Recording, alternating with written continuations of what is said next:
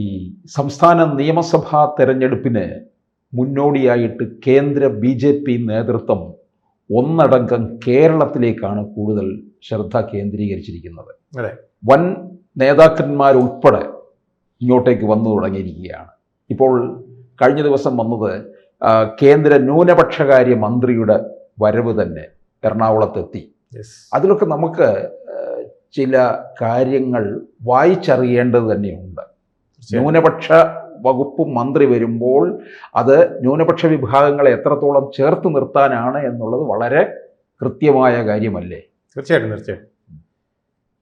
ഇതിനകത്ത് ഈ ഇലക്ഷൻ അടുത്ത സമയത്ത് കേന്ദ്രമന്ത്രി കിരൺ റിജിജു ഇങ്ങനെ വരുന്നു, അത് കഴിഞ്ഞിട്ട് പ്രധാനമന്ത്രി വരുന്നു. ഇപ്പോൾ ഇലക്ഷൻ പ്രചരണം എന്ന് പറയുന്നത് ഇനിയിപ്പോൾ വളരെ അധികം മുന്നോട്ട് പോവുകയാണ്. ആ സമയത്ത് എന്തുകൊണ്ടാണ് BJP ഇത്തരം ഒരു നിലപാട് എടുത്തിരിക്കുന്നത്, ഇത്തരം ഒരു ശ്രമം നടത്തുന്നത് എന്ന് നമ്മൾ കാണേണ്ടതാണ്. ഇപ്പോൾ പലരും പറയും അത് അങ്ങനെ കാണേണ്ടതില്ല, അത് കിരൺ റിജിജു ഇവിടെ വന്നു, അദ്ദേഹം വേറൊരു കോൺക്ലേവിന് വന്നതാണ്, ഒരു ചാനൽ നടത്തിയ കോൺക്ലേവിന് വന്നതാണ്. അതുകൊണ്ട് അതിനിടയ്ക്ക് അദ്ദേഹം ഇങ്ങനെ വന്നു, റാഫേൽ ബിഷപ്പിനെ കണ്ടു, അതല്ലാതെ വേറെ കാര്യങ്ങളൊന്നുമില്ല. റാഫേൽ തട്ടിൽ റാഫേൽ തട്ടിൽ അല്ലേ, അദ്ദേഹത്തിനെ കണ്ടു എന്നുള്ളതല്ലാതെ മറ്റു കാര്യങ്ങളൊന്നുമില്ല എന്ന് പറയുന്നവരുണ്ട്. അവിടെ സാബു എം ജേക്കബും ഉണ്ടായിരുന്നു.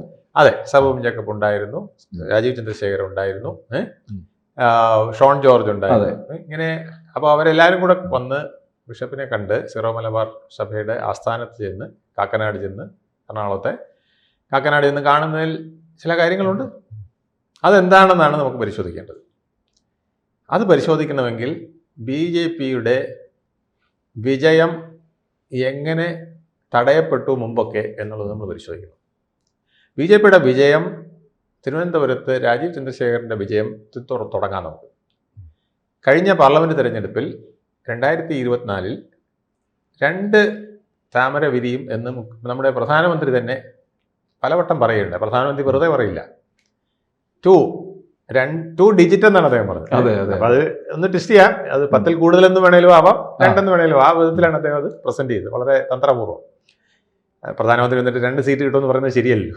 അദ്ദേഹം 2 എന്ന് പറഞ്ഞ് 20 എന്ന് പറഞ്ഞാലും ആവാം, 2 എന്ന് പറഞ്ഞാലും ആവാം, 10ൽ കൂടുതൽ 2 ഡിജിറ്റ് എന്ന് പറയുമ്പോൾ 10ൽ കൂടുതലും, അതായത് 9ൽ കൂടുതൽ. ബുദ്ധിമാനല്ലേ ആള് ബുദ്ധിമാനല്ലേ? അങ്ങനെ ഒരു തന്ത്രത്തിലാണ് അദ്ദേഹം പറഞ്ഞത്. ശരിക്കും പറഞ്ഞാൽ അവർ ഉദ്ദേശിച്ചത് തിരുവനന്തപുരവും തൃശ്ശൂരും പിടിക്കുക എന്നുള്ളത് തന്നെയായിരുന്നു. അപ്പം തൃശ്ശൂർ പിടിക്കാനുള്ള തന്ത്രങ്ങൾ റെഡിയാക്കി വെച്ചിരുന്നു. തിരുവനന്തപുരവും ഒരു കാൽക്കുലേഷൻ ഉണ്ടായിരുന്നു.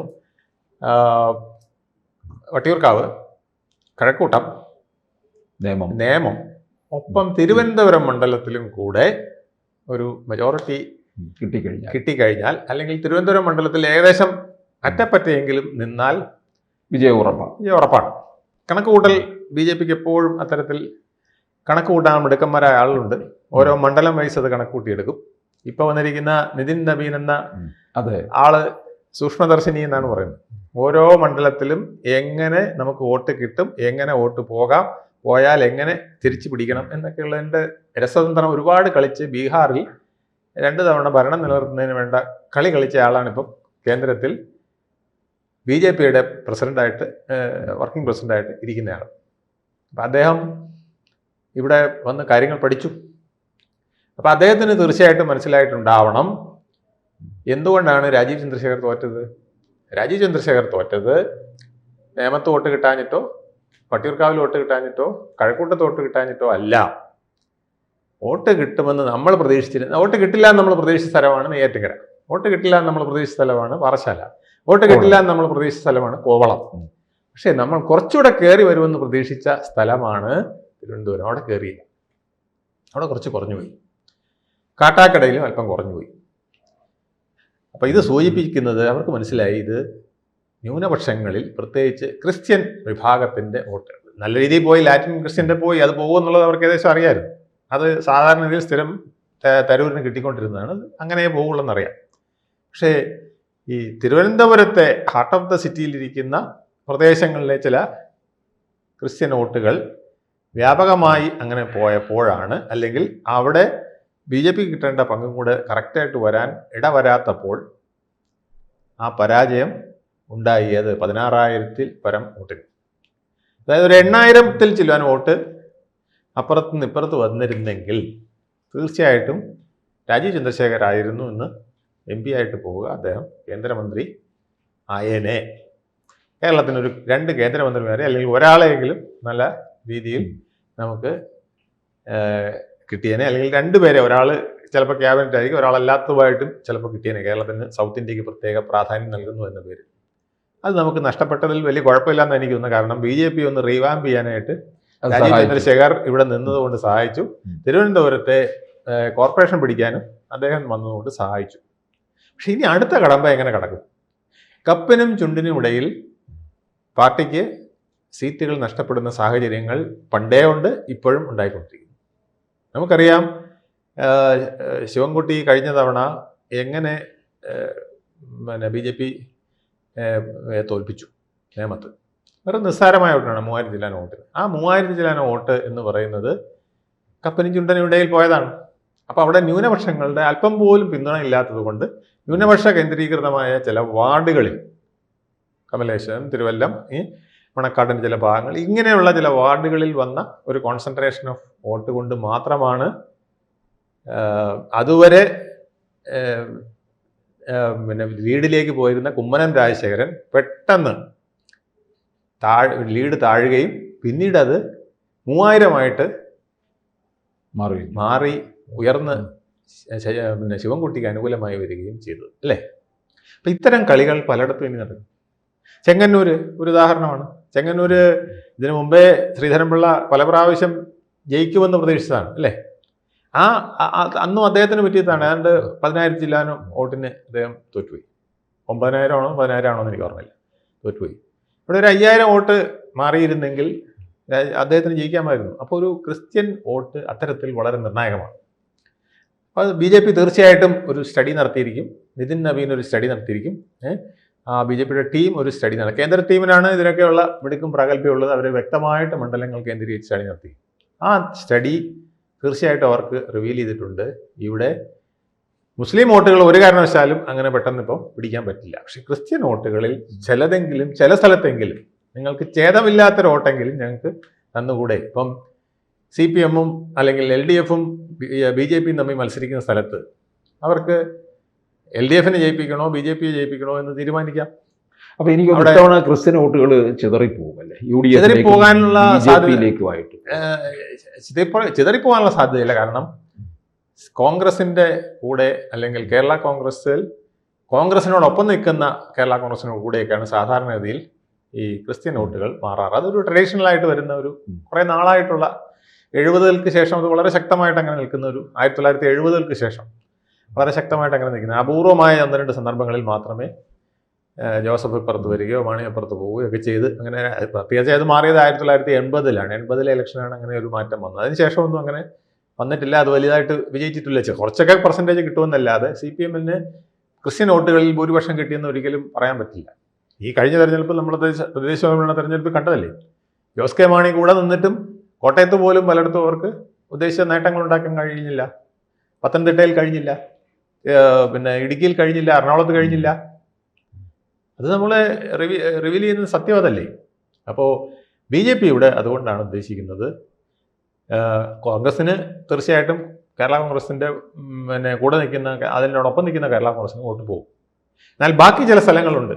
ചില സ്ഥലങ്ങളിൽ കട്ട ത്രികോണ മത്സരം, ഇപ്പോൾ 40-ൽ ഒരു 15-ഓ 10-ഓ സ്ഥലങ്ങളിൽ വളരെ ശക്തമായ ത്രികോണ മത്സരം നടക്കുന്ന സ്ഥലങ്ങൾ വരും. അവിടെ BJP 1-മതോ 2-മതോ എന്ന് തോന്നിക്കുന്ന ചില കേന്ദ്രങ്ങൾ വരും. അവിടെ കോൺഗ്രസ് 3-മതായി പോകുന്ന സ്ഥലങ്ങളുണ്ട്. ആ സ്ഥലങ്ങളിൽ നിങ്ങൾ കോൺഗ്രസിന് കുത്തി വോട്ട് പാഴാക്കുന്ന എന്തിന്? അതിന് പകരം നിങ്ങൾക്ക് പിന്നെ CPM വേണ്ടെന്നുണ്ടെങ്കിൽ അല്ലെങ്കിൽ LDF വേണ്ടെന്നുണ്ടെങ്കിൽ ആ വോട്ട് ഞങ്ങൾക്ക് തന്നുകൂടെ എന്നൊരു ചോദ്യം അവിടെ ഉയരും. ആ ചോദ്യത്തിനുള്ള ഉത്തരം ആണ് BJP ഇപ്പോൾ പ്രതീക്ഷിക്കുന്നത്. കൂടുതലൊന്നും ഇപ്പോൾ പ്രതീക്ഷിക്കുന്നില്ല എന്നുള്ളതാണ് ഞാൻ മനസ്സിലാക്കുന്നത്. അപ്പോൾ ഈ കേന്ദ്ര സംഘം മുഴുവൻ, അതായത് മാർച്ച് ആദ്യം തന്നെ നരേന്ദ്രമോദിയും വരുന്നുണ്ട്. അങ്ങനെ കേരളം മൊത്തത്തിലെ BJP കേന്ദ്ര നേതൃത്വം അങ്ങ് ഏറ്റെടുത്തിരിക്കുകയാണ്. അതിൻ്റെ പ്രധാന കാരണം തൃശ്ശൂർ 29% ക്രിസ്ത്യൻസ് ഉണ്ട്. 30 തൃശ്ശൂർ ജില്ലയിൽ 30% എന്ന് വേണമെങ്കിൽ പറയാം. അതുപോലെ എറണാകുളത്ത് 33% ക്രിസ്ത്യാനികളുണ്ട്. UDF ഒരു വലിയ കേന്ദ്ര ബലമാണ്, അത് ബലമാണ്. 35% പത്തനംതിട്ടയിൽ ക്രിസ്ത്യാനികളുണ്ട്. ഇടുക്കിയിൽ 38% ക്രിസ്ത്യാനികളുണ്ട്. കോട്ടയം ജില്ലയിൽ 43% ക്രിസ്ത്യാനികളുണ്ട്. എന്ന് പറഞ്ഞ് തിരുവനന്തപുരത്തും മറ്റും ഇല്ലെന്നല്ല, അതിൻ്റെ ഏറ്റക്കുറച്ചിൽ. അത് മലപ്പുറത്ത് 6% മുതൽ ആലപ്പുഴ 21% വരെ വരുന്ന വേരിയേഷൻ വീണ്ടും കിടക്കുകയാണ്. ഈവൻ കണ്ണൂർ പോലും നമുക്കറിയാം, പേരാവൂർ പോലുള്ള ചില മണ്ഡലങ്ങളിലൊക്കെ ക്രിസ്ത്യൻ സപ്പോർട്ട് ഉണ്ടെങ്കിലേ ജയിക്കാൻ പറ്റുള്ളൂ. അതുകൊണ്ടാണ് അവിടെ കണ്ണൂർ എന്ന് പറയുന്ന മാർക്സിസ്റ്റ് കോട്ടയം നമ്മളൊക്കെ പറയുന്നിടത്ത് പോലും ക്രിസ്ത്യൻ വോട്ടുകൾ പേരാവൂരും മറ്റും വളരെ നിർണായകമാണ്. അതുകൊണ്ടാണ് കോൺഗ്രസ് അവിടെ നിന്ന് പലപ്പോഴും ജയിക്കുന്നത്.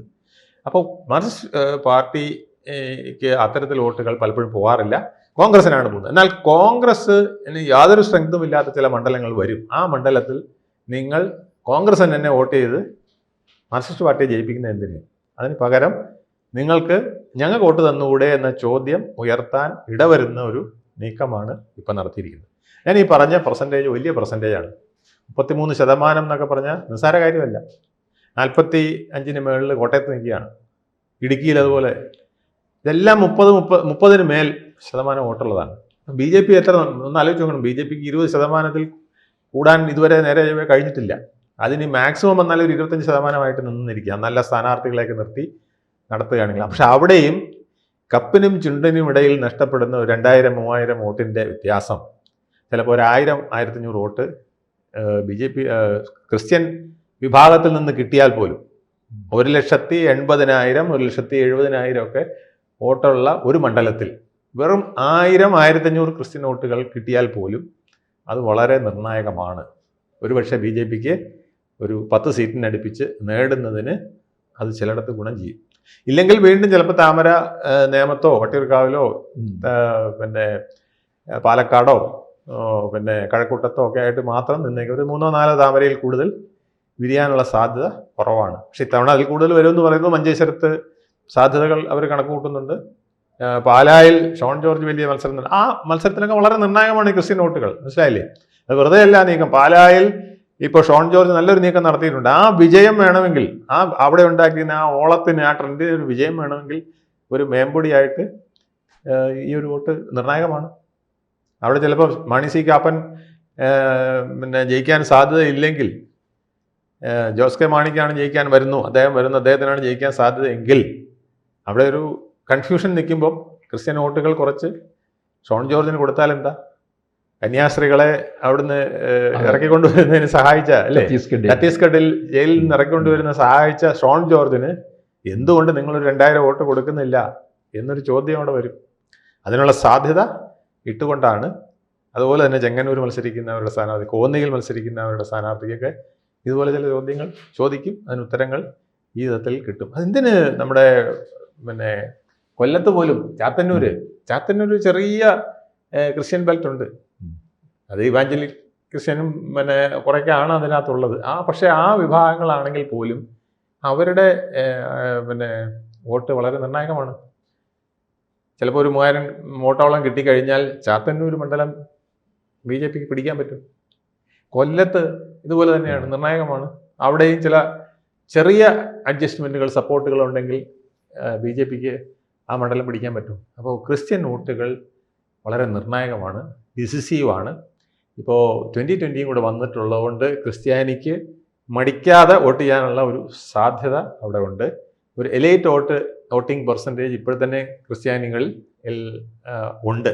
ആ എലൈറ്റ് വോട്ട് ചിലപ്പോൾ 2020 വഴി അങ്ങോട്ട് മാറാം. ആ ഷിഫ്റ്റിനൊരു സ്പീഡ് കൂട്ടാനായിട്ട് ഈ ഒരു ഡിസ്കഷനും കാര്യങ്ങളും, റിജ്യൂവിൻ്റെ ഡിസ്കഷനും കാര്യങ്ങളും സാധിച്ചേക്കാം. മൈക്രോ മൈനോറിറ്റി എന്നുള്ള പദവി ചിലപ്പോൾ കൊടുക്കാമെന്നുള്ളതും ഒരു പ്രധാനപ്പെട്ട കാര്യമാണ്. കാരണം മൈക്രോ മൈനോറിറ്റി പദവി കൊടുക്കുന്നെങ്കിൽ ക്രിസ്ത്യാനിക്ക് മാത്രമായിട്ട് കൊടുക്കാൻ പറ്റില്ല. ബുദ്ധന് കൊടുക്കണം, ജൈനന് കൊടുക്കണം, സിഖിന് കൊടുക്കണം, പാഴ്സിക്ക് കൊടുക്കണം. കുഴപ്പമില്ല, അവർക്ക് കൊടുക്കാം. കാരണം ഇവിടെ മൈനോറിറ്റി എന്ന് പറഞ്ഞ എല്ലാ ബെനിഫിറ്റും എടുത്തുകൊണ്ട് പോകുന്നത് മുസ്ലിങ്ങളാണ്. ആ മുസ്ലിങ്ങൾ എടുക്കുന്ന ബെനിഫിറ്റ്, അവർ മൈനോറിറ്റി അല്ല, ശരിക്കും മൈനോറിറ്റി ആണ്. പക്ഷേ മൈനോറിറ്റിയിൽ ഒരു ഹ്യൂജ് മൈനോറിറ്റിയാണ്. അതായത് നിയർലി 20%ഓളം 20% ഇല്ല, ഒരു 18% വരാവുന്ന അവസ്ഥയിൽ അവർ എത്തിയിട്ടുണ്ട്. വലിയ പോപ്പുലേഷനാണ്. പാകിസ്ഥാനിലെ അത്രയും മുസ്ലിങ്ങൾ ഇന്ത്യയിലുണ്ട്. അപ്പോൾ ഒരു ചെറിയ രാജ്യമാണ് അവരുടെ, അത്രയ്ക്കുള്ള ജനസംഖ്യ ഉണ്ട്. അവർ മൈനോറിറ്റി എന്ന് പറഞ്ഞ ആനുകൂല്യങ്ങൾ എടുക്കുകയും ക്രിസ്ത്യാനിക്കും മുസ്ലിമിനും പാഴ്സിക്കും സിഖുകാരനും കിട്ടാതെ വരികയും ചെയ്യുമ്പോൾ ഒരു മൈക്രോ മൈനോറിറ്റി, ബുദ്ധനും കിട്ടാതെ വരുമ്പോൾ ഒരു മൈക്രോ മൈനോറിറ്റി സ്റ്റാറ്റസ് എന്ന് പറയുന്നത് കേന്ദ്രത്തിന് ചിന്തിക്കാവുന്നതാണ്.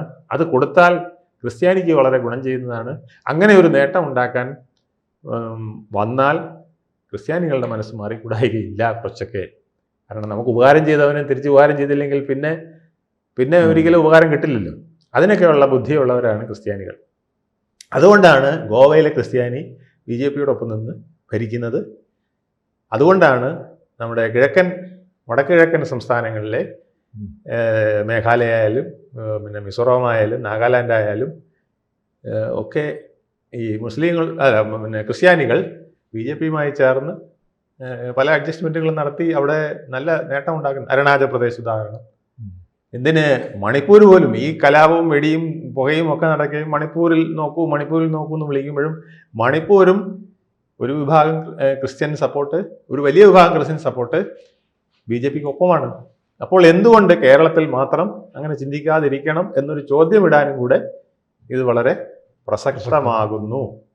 അപ്പോൾ 26-ലെ ഇലക്ഷൻ മാത്രമല്ല, ഭാവിയിലേക്ക് ഇട്ട ഒരു പാലമാണ് ഇന്നലെ കിരൺ റിജിജുവും